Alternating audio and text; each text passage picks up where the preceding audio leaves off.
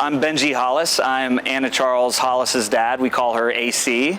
Back on April 15th of 2018, AC had some leg pain.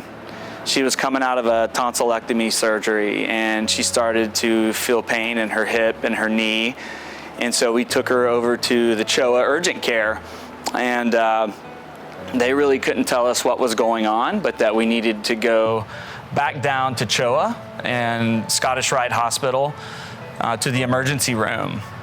And it was in the emergency room where the doctor started looking over AC and asking a lot of questions and asking us questions, and said that she kind of had an idea of what it was. And we asked if it was a blood infection. She said that she was hoping for a blood infection, and you don't really hope for blood infections.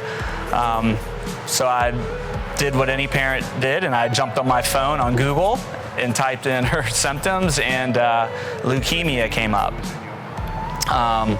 The doctor came back in and told us that we needed to walk down the hallway to another office, and we would meet with some other doctors. So we knew right then that something wasn't right, and our biggest fears came true when we walked down to the office. There was an oncologist there waiting for us and told us that Anna Charles had leukemia.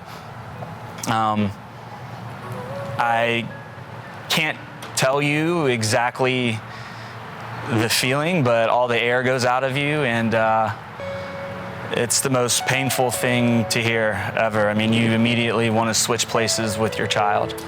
And so we were and we were there for really what was the next 5 months. But the next day, which was April 16th, we found out what kind of leukemia she had, and it's acute myeloid leukemia, which is a little bit different than what the more common type of leukemia, which is ALL. ALL, they're all different, but it has a 90% cure rate, and means that you also get outpatient treatment a lot of the time. Acute myeloid leukemia, AML, is what 25% of the kids get, and its cure rate comes at 65%. The thing is, as a parent, as you're sitting there and you're hearing these percentages, you like to hear the 65%, you like to hear the 90%, but it's really the margin from 90% to 100, from 65% to 100. And it's not like shooting free throws or kicking field goals. They're not percentages, it's not statistics, it's children's lives and families that are changed forever. So we were told that we were gonna have to be in there for a very aggressive form of treatment, which would last 30 days, and then we'd have an opportunity to come home in between.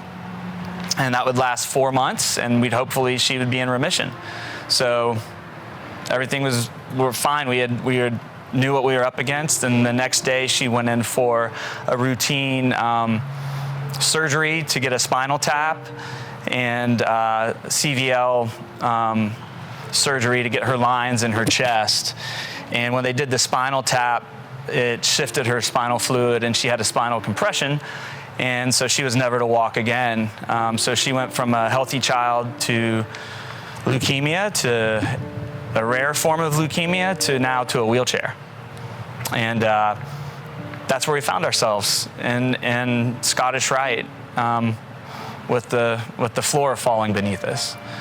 But I will tell you, our story is a story of hope.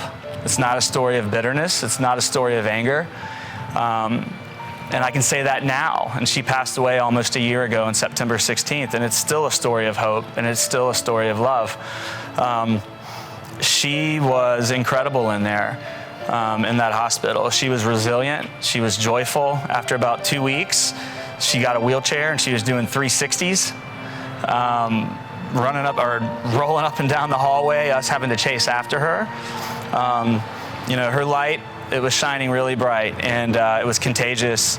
And she actually really started to like Scottish Rite, which is crazy. And when we got a chance to go home after 2 months, she cried. She did not want to leave the hospital. And that's because of how great Scottish Rite and CHOA is. The world of childhood cancer, pediatric cancer, is a scary world. But if you look into it, you'll see a lot of love, and you'll see a lot of great people there to help each other. And that's what we experienced. And my wife, Anna Hollis, and I, and Everly, AC's sister, we'd just like to thank everybody for your support. It was amazing having a community behind you. I can't tell you how many letters and cards and messages on Facebook, across all the social platforms that my family received. And believe it or not, they mean a lot to us. They get you through the day. Leanna would stay up at night and read the letters to AC. So they do give hope. And what you guys are doing with Cape Day is amazing. There are so many children that would love to be outside of that hospital and be on the other side of the camera doing this. And we take a lot of things for granted in life. And sometimes we just got to take the opportunity to slow down and enjoy what we're doing. And by honoring these children with your favorite superheroes, I can't think of a better way to do that, because all those children in the hospitals are superheroes. And if you get a chance, I'd encourage everyone to volunteer when you get a chance and continue to help in the fight against childhood cancer.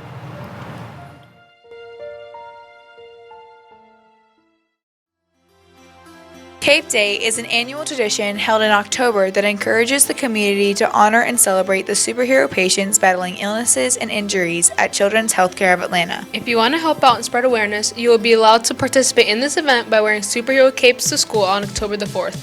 For any additional information, visit choa.org Cape Day Atlanta.